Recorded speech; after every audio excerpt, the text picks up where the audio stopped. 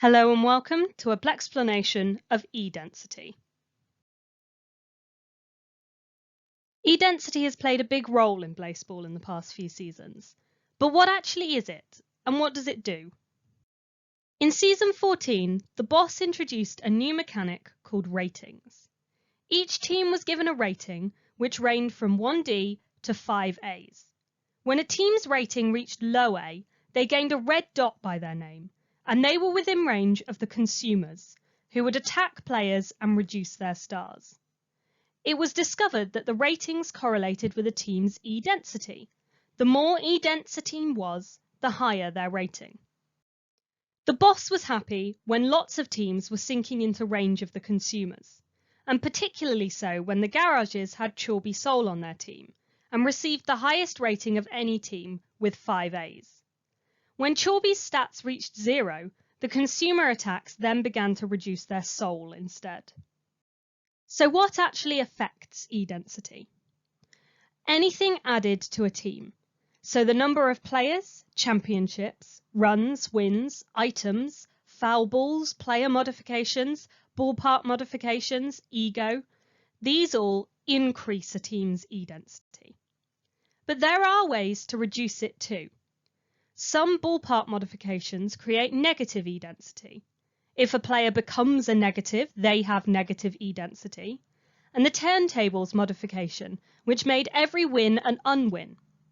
Flipping the light switch in the ballpark and winning an unchampionship all create negative eDensity. In Season 20, the reader gifted the league the depth chart, so fans could see where teams were based on their eDensity. Obviously, if teams were below the noodle, they were in consumer territory and may get attacked. Then, in the Season 20 election, the Atlantis Georgias won a blessing called light-handed, and the Ohio Worms one called heavy-handed, meaning that all items the team had would have negative or positive eDensity respectively. Then, in Season 21, both teams opted for a Chorby Soul replica, wielding Chorby's Soul, the most eDense item we know of. This sent the Georgias rocketing to the top of the depth chart, and the Worms sinking down to the bottom. We already knew that the boss likes it when teams are below the noodle, but as the Georgias hit the top of the chart, they were surrounded by a ring in the colour of the reader.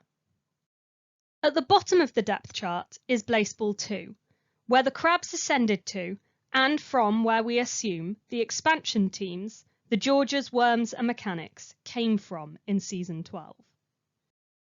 And at the top of the depth chart is Blaseball 0, a vast expanse of cacti.